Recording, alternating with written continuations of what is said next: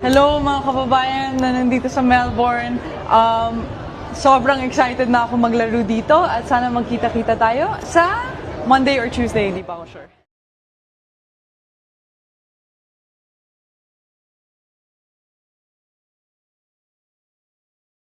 What did you prepare for, or what were your strategies in getting this straight set win and not losing that early lead? I think every match is different. I play for children who don't have food. The Alex Eala story that shattered hearts and changed everything. It was supposed to be just another tennis match. Another tournament. Another step in the long, grinding journey of a young athlete chasing her dreams on the professional circuit. But what unfolded on the humid Manila night of January 26, 2026, at the historic Rizal Memorial Sports Complex wasn't just sport. It wasn't just competition. It was a moment that transcended the white lines of a tennis court and became something infinitely more powerful. It was the night Alex Eala stopped being just a tennis player and became a symbol of hope, sacrifice, and the kind of raw humanity that makes you believe in the goodness of people again. We all saw the scoreboard flash across our screens. We watched the highlights. We saw 20-year-old Alexandra Eala absolutely dismantle Russia's Elena Kareva in a performance that was equal parts surgical precision and controlled fury. The numbers told one story: 6-1, 6-2. A dominant, comprehensive victory in just over an hour. But numbers are cold. Numbers don't capture the electricity in the air. Numbers don't show you the tears streaming down the faces of grown men in the stands. Numbers can't possibly convey what happened when Alex stepped up to that microphone, looked directly into the eyes of her people through the camera lens, and uttered words that would echo far beyond the boundaries of any tennis stadium. I play for children who don't have food to eat. And then she did something that left the entire sporting world stunned into silence. She didn't just talk about helping. She didn't offer vague promises or corporate-approved platitudes about giving back someday. Right there, in that moment, riding the high of her greatest home victory, she announced she was giving away every single cent of her prize money. Not some of it. Not a portion. All of it. Every dollar would go directly to orphans, to impoverished communities, to the starving children of the Philippines who go to bed hungry while the world sleeps.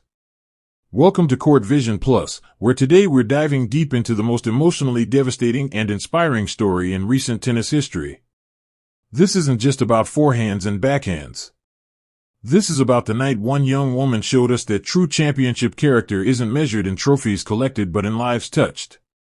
This is the complete, unfiltered, heart-wrenching saga of Alex Eala's homecoming, her confession, her sacrifice, and why what happened in Manila will be talked about for generations.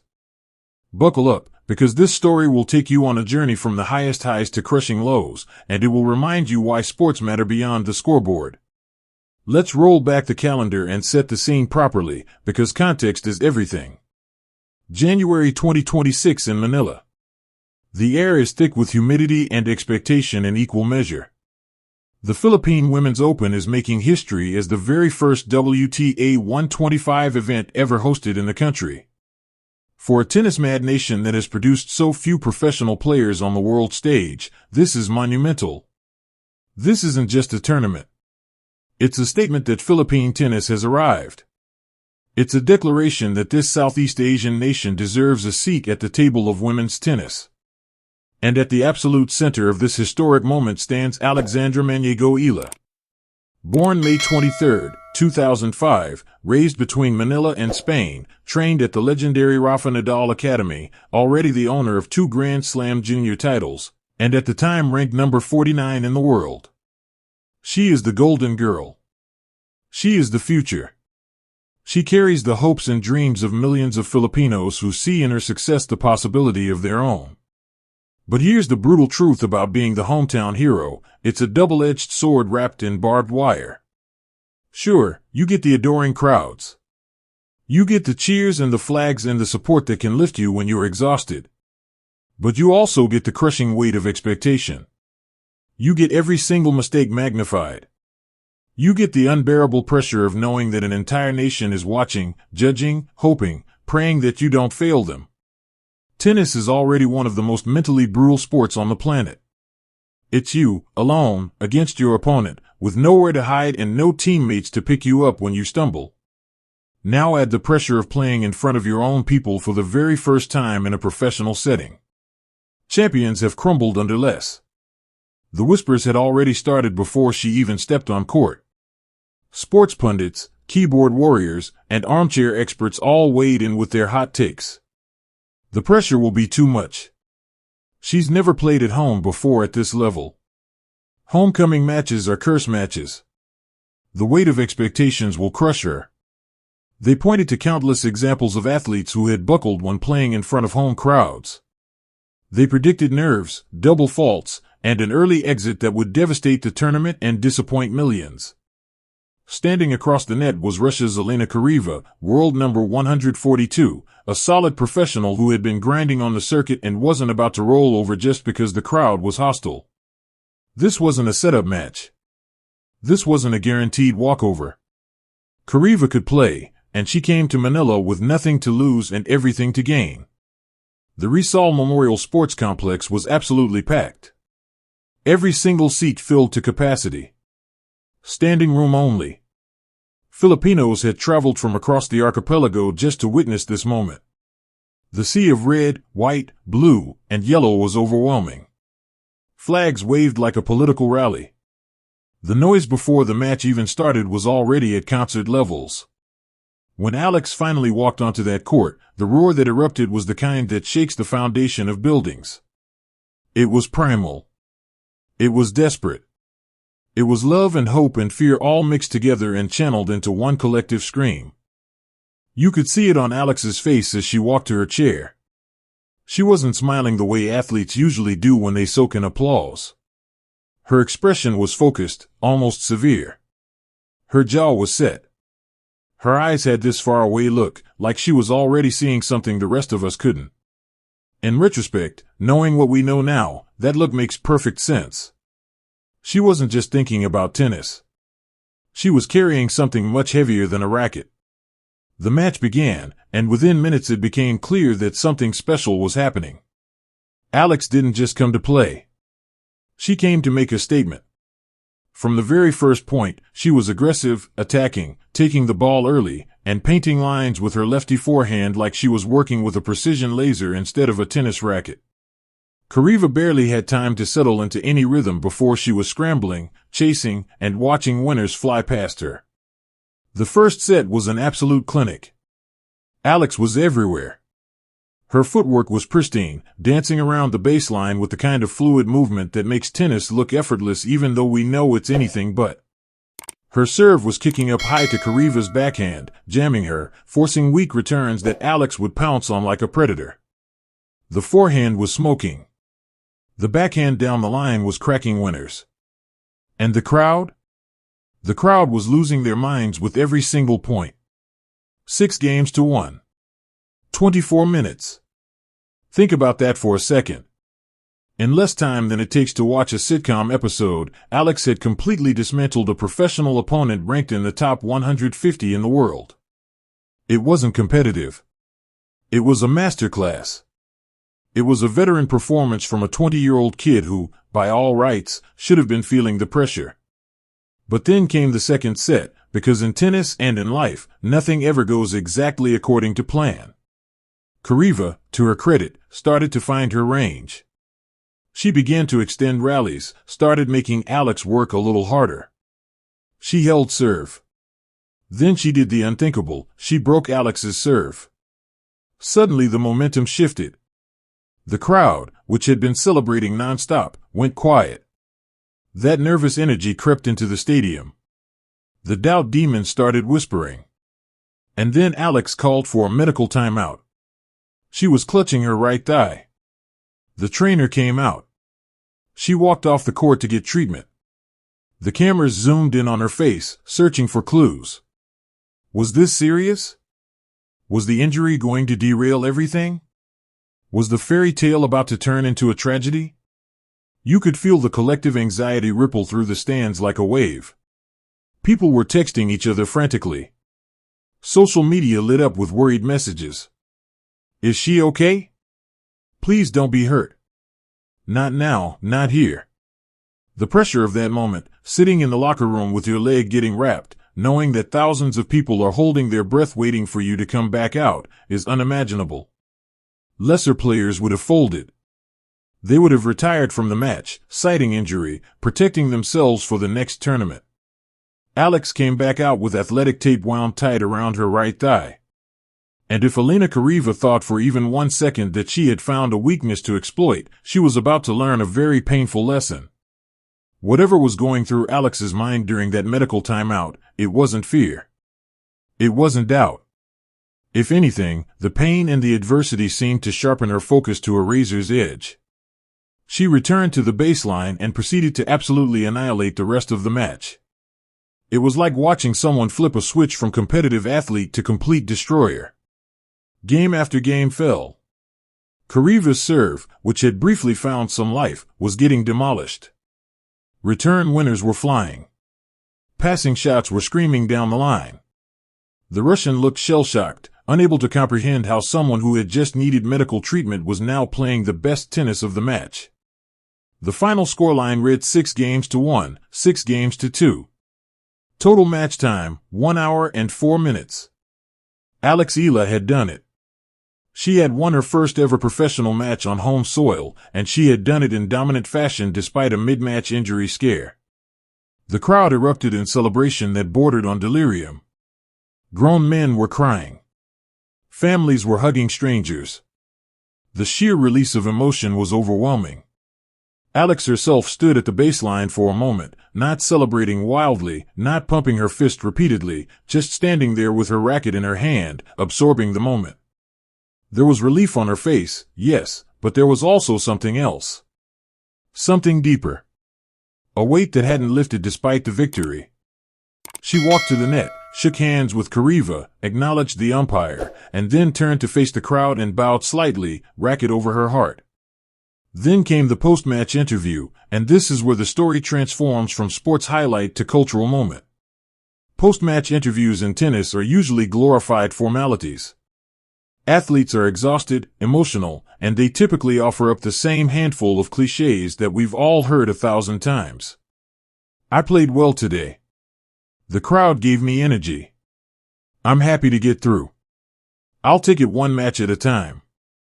We don't really expect substance. We don't expect revelation.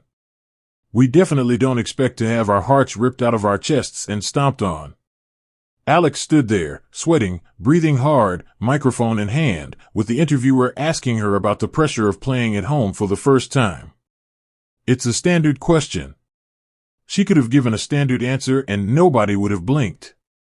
But Alex Eala is not a standard athlete. She looked out at the crowd, thousands of her countrymen staring back at her with adoration and expectation. She looked directly into the camera, knowing that millions more were watching from homes, from bars, from street corners across the Philippines and around the world. And she said something that stopped time. Pressure? This isn't pressure. The stadium, which had been buzzing with noise and energy, went completely silent. You could hear the hum of the lights. You could hear people breathing. The interviewer looked confused, unsure where this was going. Alex continued, her voice steady but thick with emotion. Pressure is not knowing where your next meal is coming from.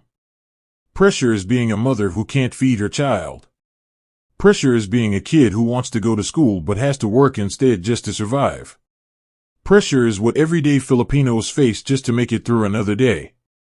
What I do out here? Hitting a tennis ball? This is a privilege. This is a blessing. This is nothing compared to real pressure.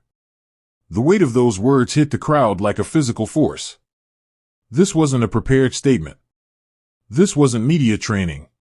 This was raw, unfiltered truth coming from a young woman who had traveled the world, competed at the highest levels, stayed in 5-star hotels, and somehow never lost sight of where she came from and what really matters.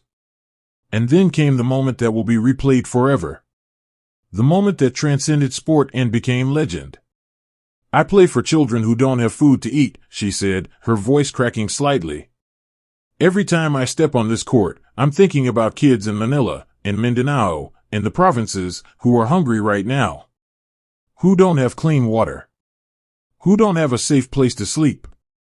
I play for them because they can't play. They're fighting just to survive.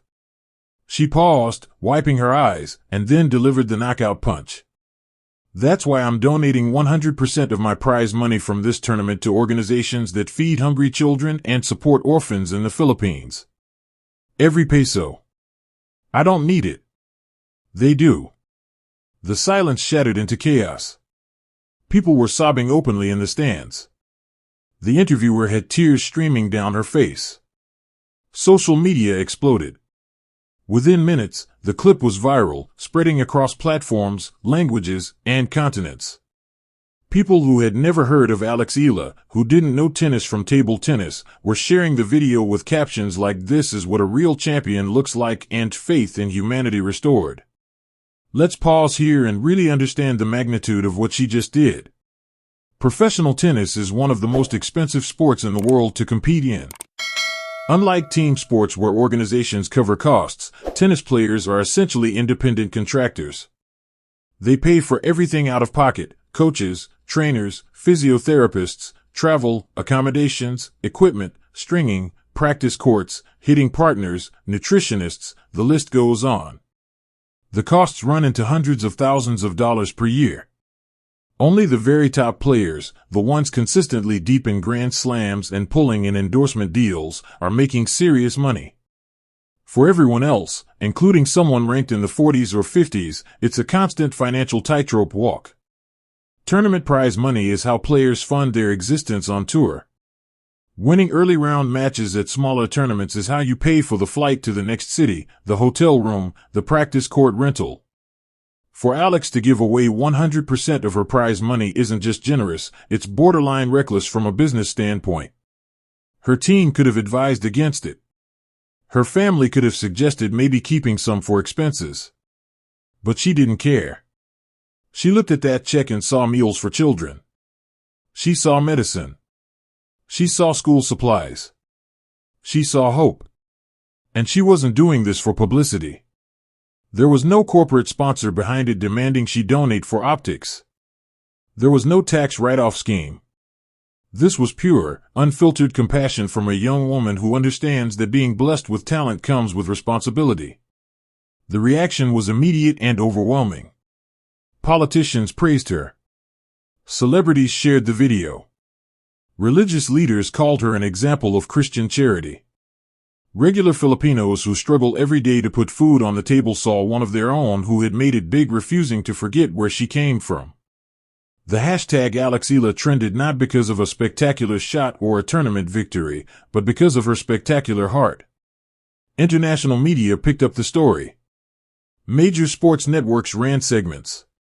Tennis publications wrote features. This wasn't just a Philippine story anymore. This was a human interest story that resonated across cultures and borders. In an era of athlete megadeals and influencer culture, here was someone voluntarily giving away money to feed the hungry. It was so rare, so countercultural, so beautiful that people couldn't help but pay attention. But the story didn't end there, because Alex still had tennis to play. She had made her statement off the court, now she had to back it up on it. The second round brought Japan's Himino Sakitsum, and once again Alex came out firing on all cylinders. The first set was competitive, with both players trading holds before Alex broke late to take it 6-4. The second set was total domination. Alex ran away with it 6-love, a bagel that left no doubt who the better player was that day. 2 matches, 2 straight set victories. The donation run, as people were starting to call it, was gaining momentum. Every point Alex won, every game she took, was translating directly into resources for children in need. The emotional investment from the fans was off the charts. They weren't just cheering for tennis anymore. They were cheering for every kid who would eat because of this. The quarterfinal brought a significant step up in competition. Colombia's Camila Osorio, a former top 40 player with real power and experience. This was going to be the toughest test yet. The crowd showed up in full force again, desperate to will Alex through to the semifinals. The noise was deafening from the first serve. It was a battle. A real, honest-to-goodness dogfight between two high-level professionals. Osorio wasn't intimidated by the crowd or the story. She came to win. The rallies were longer, harder, more physical. Both players were leaving everything on the court. Alex fought with everything she had, drawing on reserves of energy and determination that seemed superhuman. The crowd roared with every point she won. They groaned with every error. It felt like the entire stadium was playing the match with her. But sometimes in sports, fighting isn't enough. Sometimes the opponent is just a little bit better on that particular day. Osorio held firm under pressure, executed her game plan, and closed out the match 6-4, 6-4. Alex Eala's run at her home tournament was over. The heartbreak in the stadium was palpable. People were crying, not just because she lost, but because the fairy tale ending they desperately wanted for her had been snatched away. You could see the devastation on Alex's face as she shook hands at the net. She had wanted this so badly. Not for herself, but for the people. For the children. For the nation that had supported her every step of the way. But here's where Alex Eala showed yet again why she's different, why she's special beyond tennis skills. After the match, when she easily could have been forgiven for wanting to hide, to process the loss privately, to be upset and withdrawn, she did the opposite. She stayed. She signed autographs for fans who were crying because she lost. She took selfies with people who needed to see her smile to know that everything would be okay. She hugged children who had come just to see her. She gave her time and her presence even in her moment of defeat. In the press conference afterwards, she didn't make excuses. She didn't blame the thigh injury that had bothered her earlier in the tournament. She didn't complain about pressure or expectations. Instead, she talked about gratitude. She thanked the organizers for bringing professional tennis to the Philippines. She thanked the fans for their incredible support. She talked about how seeing the stadium packed every day gave her chills and made her proud to be Filipino. She reflected on how even though she didn't win the tournament, she had already accomplished something bigger. She had shown that tennis can unite people, that sports can inspire, and that using your platform for good matters more than trophies. I lost a tennis match today, she said quietly, but I didn't lose sight of why I play. Those children are still hungry. Those families still need help. The work doesn't stop because I lost in the quarterfinals. If anything, it makes me more determined to keep fighting, to keep winning, so I can keep giving back. That response, that perspective, that maturity from a 20-year-old left even the cynical sports journalists in the room shaking their heads in admiration. She had turned a painful loss into a teaching moment about resilience and purpose. And while the rest of us were still processing everything that had happened in Manila, Alex was already looking forward. There was no time to wallow. Tennis waits for no one, and the schedule moves relentlessly forward. She had secured a wildcard entry into the Abu Dhabi Open, a WTA 500 event scheduled for February 1st through 7th. This was a significant step up in competition. The Abu Dhabi draw was stacked with some of the biggest names in women's tennis. We're talking about former Grand Slam champions. We're talking about top 10 players. Belinda Bencic, the crafty Swiss star and Olympic gold medalist. Elena Rybakina, the Wimbledon champion with one of the biggest serves in the game. Yelena Ostapenko, the mercurial Latvian who can go from unbeatable to beatable within the same match. These aren't just good players. These are the elite of women's tennis, the names that casual fans recognize, the players who command center court at majors. And Alex Eala, world number 49, with her heart still aching from the Manila loss and her bank account emptied from her donation, was heading into battle against them. On paper, she was the underdog in almost any matchup. The rankings don't lie about the gap between the 40s and the top 10. But if there's one thing we learned in Manila, it's that Alex Eala doesn't play on paper. She plays with purpose. In her final interview before leaving for Abu Dhabi, she was asked about her goals for the tournament. Her answer was classic Alex, simple, focused, determined. My goal is to win. I'm going to take it match by match, focus on my game, and give everything I have. I'm not going there to participate. I'm going there to compete. But we all know the subtext now. Every match she plays in Abu Dhabi isn't just about ranking points or prize money. Every ball she strikes carries the weight of purpose. Every point is for the children back home who are counting on her. Every game is a chance to raise more funds, to shine more light on the issues she cares about, to use tennis as a vehicle for change. The Philippine Women's Open of January 2026 will be remembered in tennis history for many reasons. It was a landmark event for Philippine sports. It showcased emerging talent from around the region. It was well organized and well attended. But none of those facts are why people will really remember it. They'll remember it because of a 20-year-old girl who looked at her success and decided it meant nothing unless she shared it. In the world of modern professional sports, we've become cynical. We've seen too many athletes talk about giving back while maximizing their endorsement deals and building personal brands. We've seen charity work that's really just PR strategy. We've become numb to the performative nature of celebrity philanthropy. And then along comes someone like Alex Eala, who doesn't hold a press conference to announce her charity. She doesn't start a foundation with her name on it to get tax benefits. She doesn't post about it on Instagram with a carefully curated photo. She just does it. She wins a match, walks to a microphone, and gives it all away because children are hungry and she has the power to help. That kind of authenticity, that kind of genuine compassion, is so rare that when we see it, we almost don't know how to process it. We've forgotten what it looks like when someone with a platform uses it not to elevate themselves but to elevate others. We've lost touch with the idea that success comes with responsibility, that talent is a gift that should be shared, that those who have been blessed have an obligation to bless others.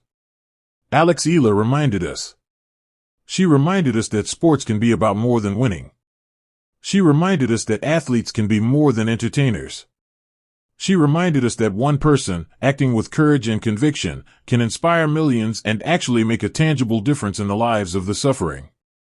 The children who will eat because of her donation don't care about her ranking. They don't know what a WTA 125 tournament is. They can't name her opponents or recite her career statistics.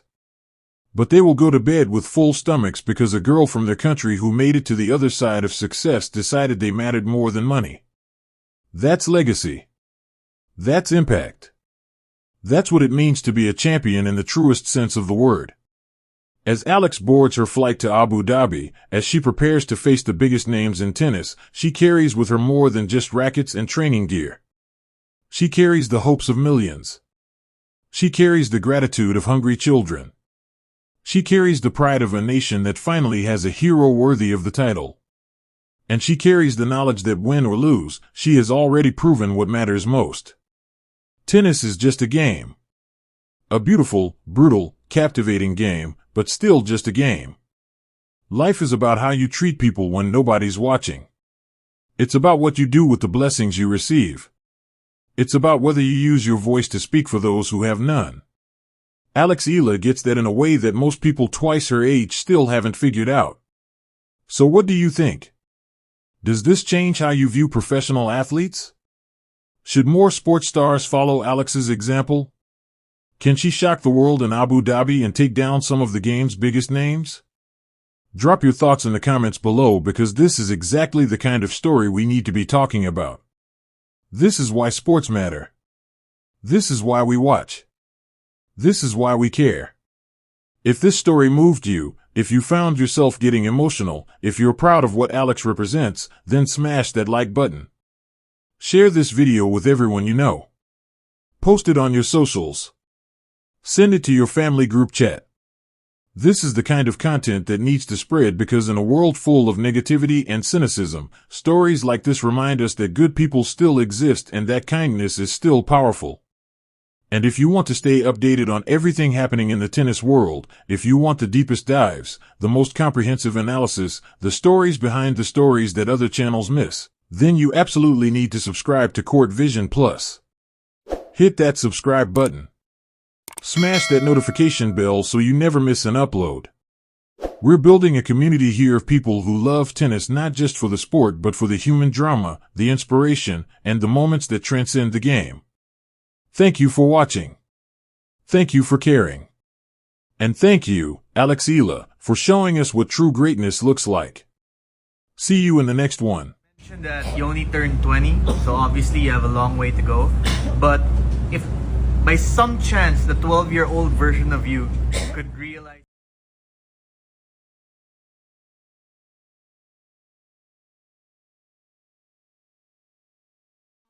I'm a little out of words. I think this time of the year is a tough moment for a lot of players.